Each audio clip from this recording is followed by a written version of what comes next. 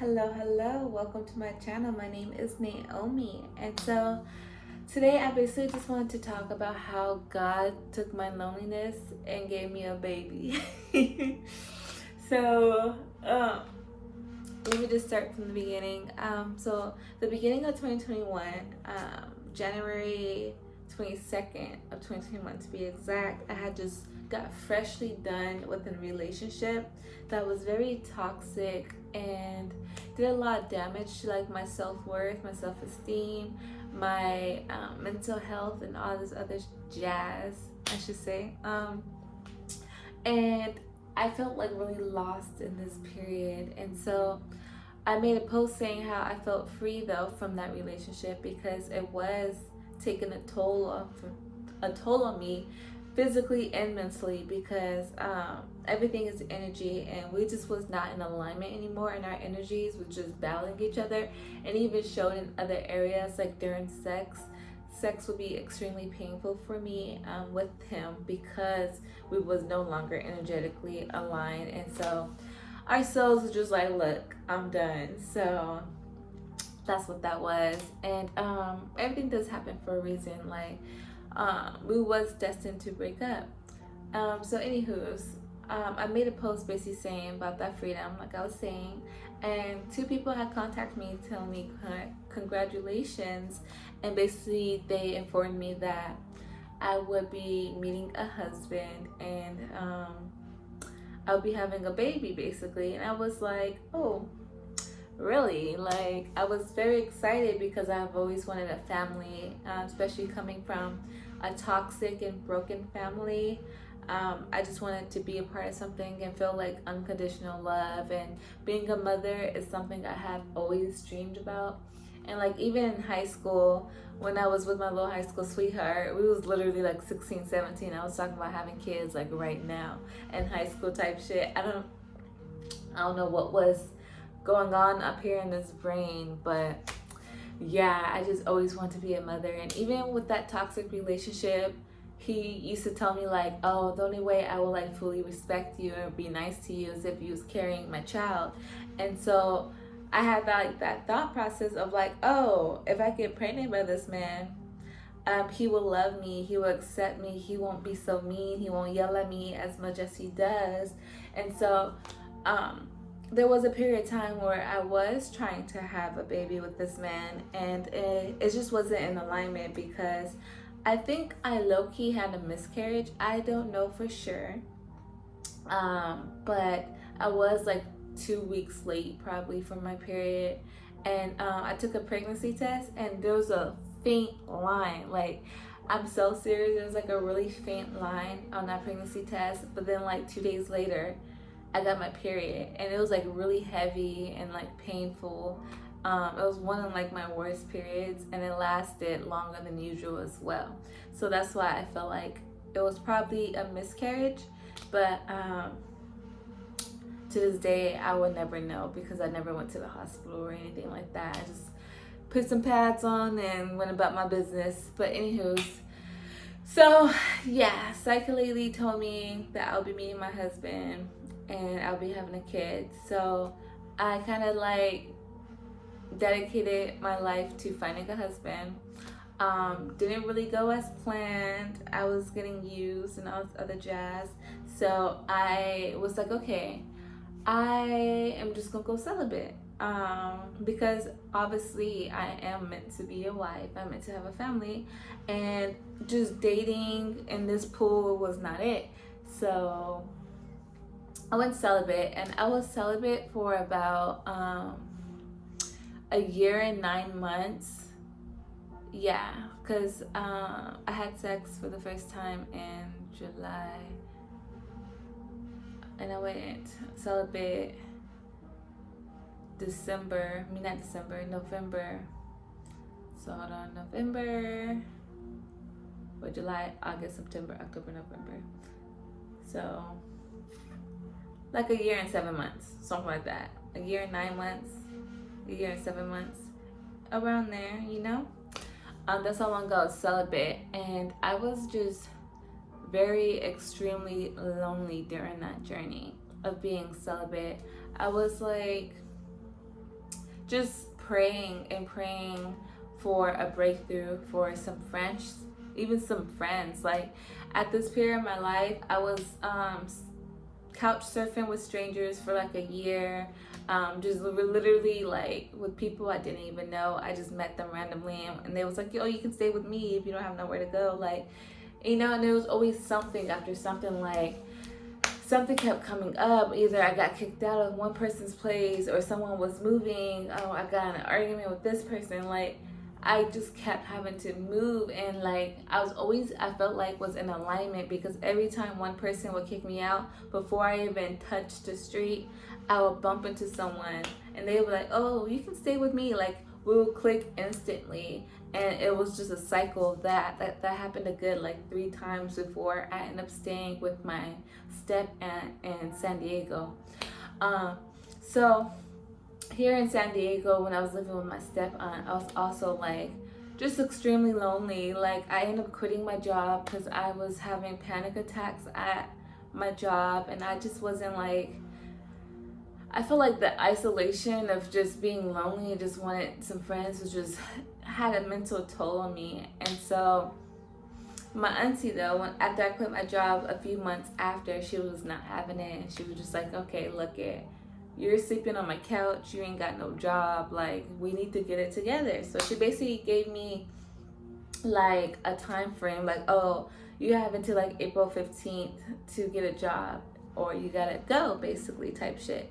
And so I'm over here looking for jobs, and I wasn't finding any jobs at all. And so when I finally found a job, it was this random door-to-door job that I literally only did because I was on the verge of being homeless again.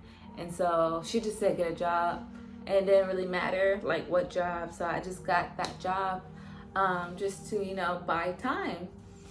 But God works in mysterious ways, and with this job, they gave me the opportunity to move to Texas and basically do door-to-door sales out there. And so me in the position that I was in was like, you know what? Yeah, of course. And so me being so lonely and like delusional in this phase as well, I was looking at this opportunity to build like a little family as well, because this team that was going to Texas from San Diego was a small team. It was like 3 girls and like 4 boys going to Texas. And so I was like, oh, we can all like basically connect on a deeper level and be like a family basically.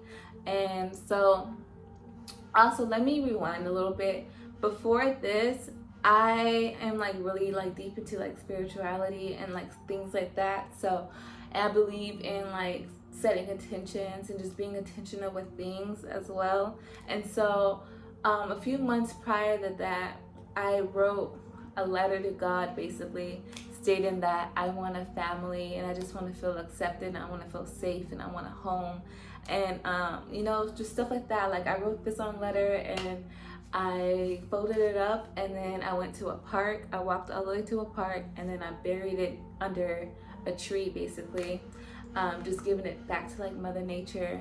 And yeah, so with that being said, when I had this opportunity in such a short time to move to Texas with a bunch of strangers, theoretically they are strangers, I was like, this is my prayer, like it's coming true, like what I sowed into the ground is actually coming to life.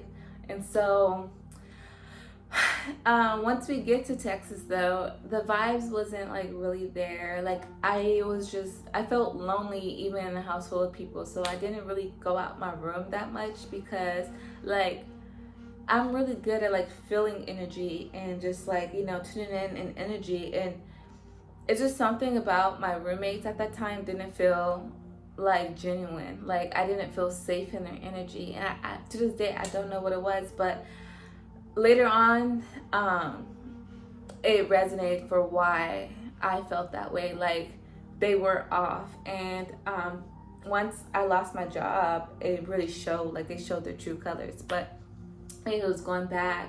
I was very like lonely in that house, and so I knew better when I ended up talking to this guy that went to Texas with us.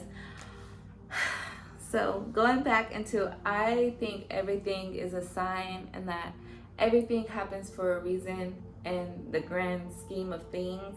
So when I started this job and I went to Texas with these people, and he was one of those people that I went to Texas with, after a lot of stuff has happened, he was the only person I was getting along with and was still talking with and was still cool with. And I'm kind of like at my breaking point where I didn't feel safe anymore. I didn't have anyone to talk to. I felt really alone. I felt out of place. And so I kind of like leaned on him for like that support, that love, and that relationship type of feel, knowing that he wasn't the person that God sent for me. Like I tried to like talk myself into like why he would be, because I'm like, okay, so he wouldn't have been here in Texas with me. Like I wouldn't have done this, I wouldn't have done that. Like I was trying to put pieces together that wasn't there. And like the first day I ever texted him was on my mom's birthday. Like I was just trying to connect the dots, like, okay, I'm out here in Texas for a reason, because everything went to shit when I moved to Texas. So I was like, he has to be the reason, or because I was trying to find like the good in the darkness. And so yeah, we started talking, and he just wasn't the person that I thought he was. Like, for example, I told him about why I went celibate. I told him about my past relationships and how I'm always used for sex and this and this and that. And he was like, oh wow, really? Like, he didn't like I felt his energy, and it came off as like he didn't really care. But for some reason I looked past that, because it felt good to be laying next to someone. And then I kept telling him like I wasn't ready to have sex yet, like I'm celibate, like the next person I have sex with, I want to be my last person. Like I really wanted to be like I really wanted like my next sexual experience to be special. And I feel like he took that away from me. I feel like, because I did talk about my celibacy and how I love being celibate, I feel like he knew that, and he kind of like preyed on me and on my celibacy journey, because he was talking about how he felt like we had a spiritual connection, and that he wants a relationship, and basically like he, led me on. And so I was like, okay. So I was like, I still want to like get to know you before we had sex. And one day, like, he's laying on top of me, and we're like, kissing and stuff like that. And he kind of like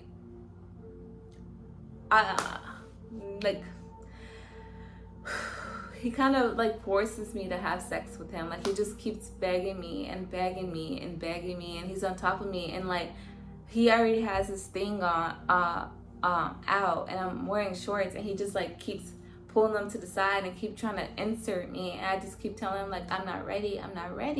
And he was like, come on. Like I was like, if you want this, then make me your girlfriend right now. He was like, I'm not.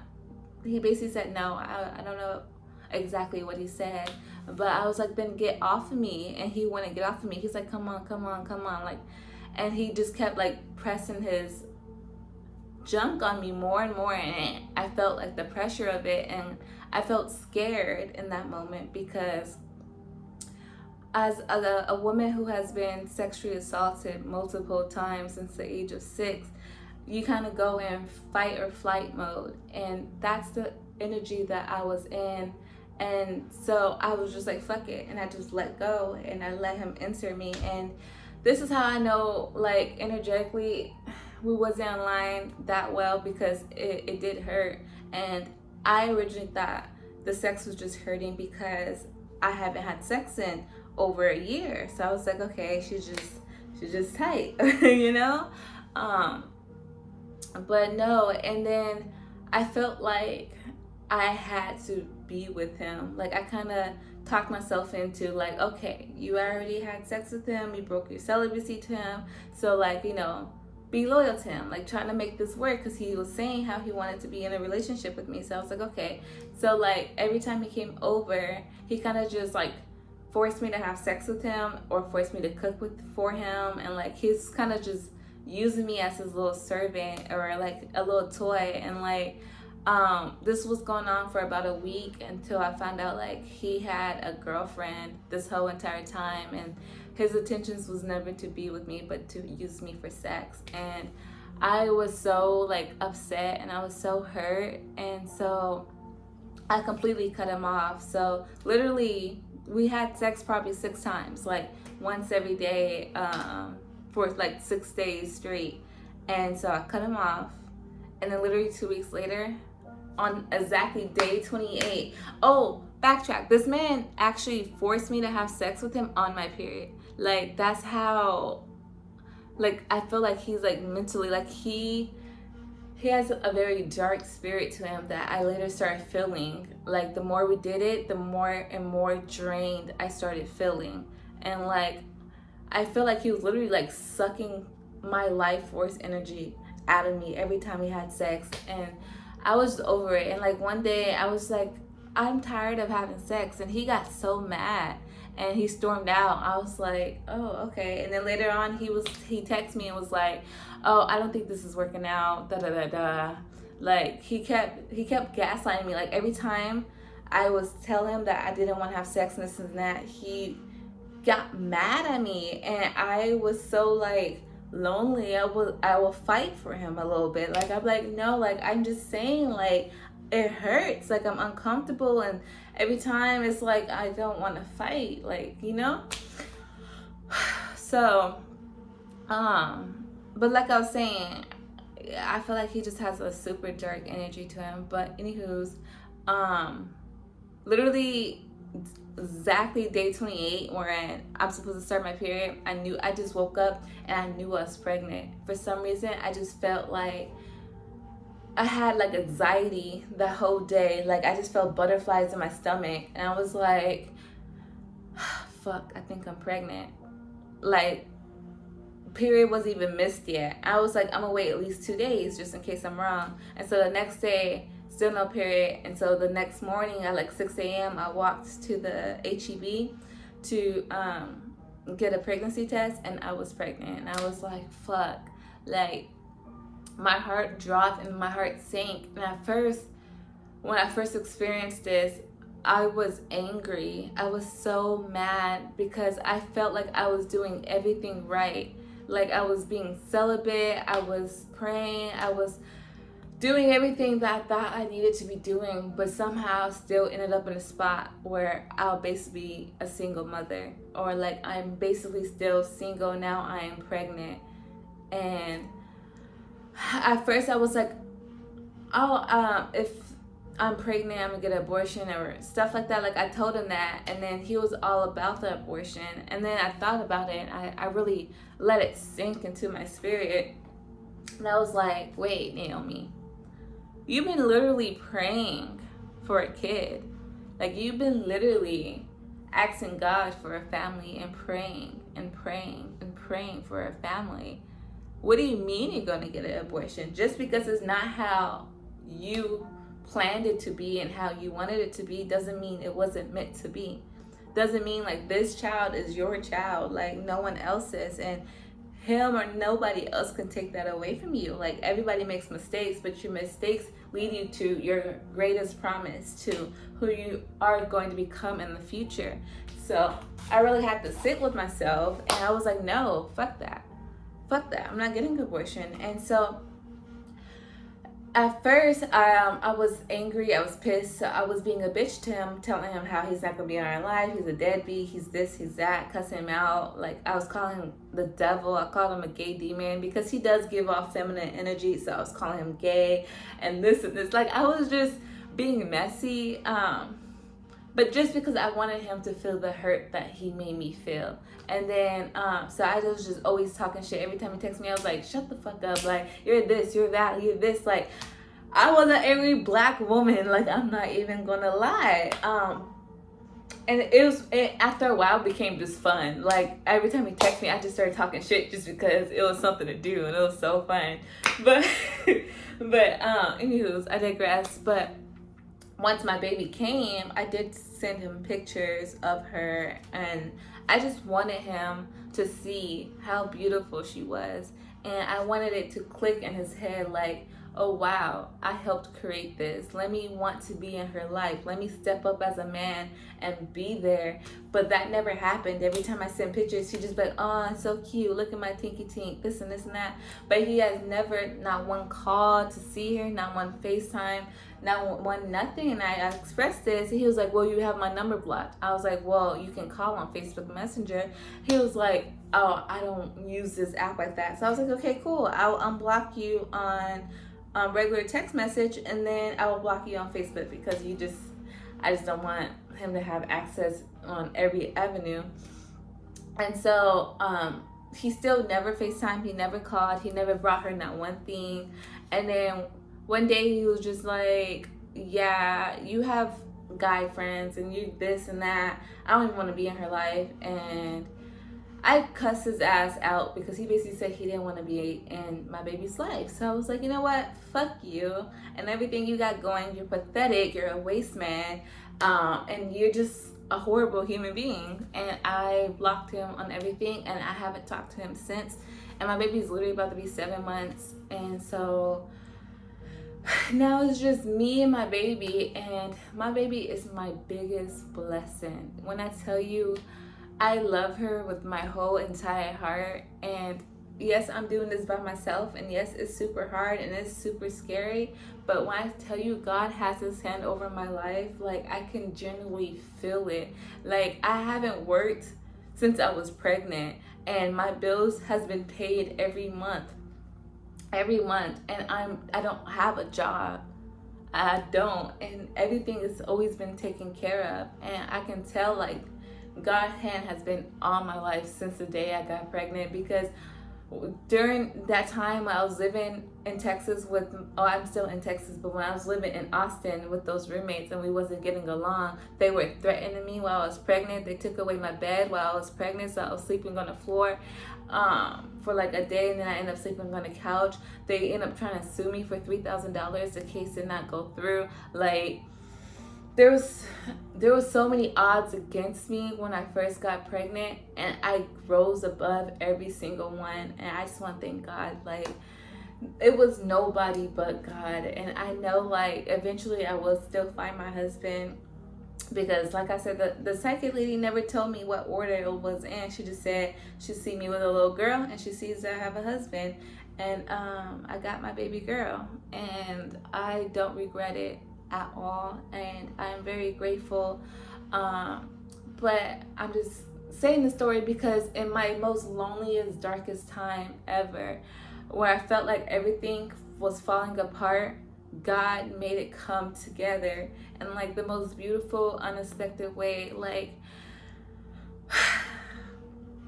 I just want to thank God. And that's pretty much it. Like that is pretty much it. I feel like I'm in a season where it's time for me to just thrive and just be me unapologetically, because yeah, I made a lot of mistakes in my life, but I'm only human, and I'll always only just be human. But that's all I got for you guys. I hope you guys can connect to the story or resonate, or you know, just hold space for me and every other single mother out there doing it completely alone.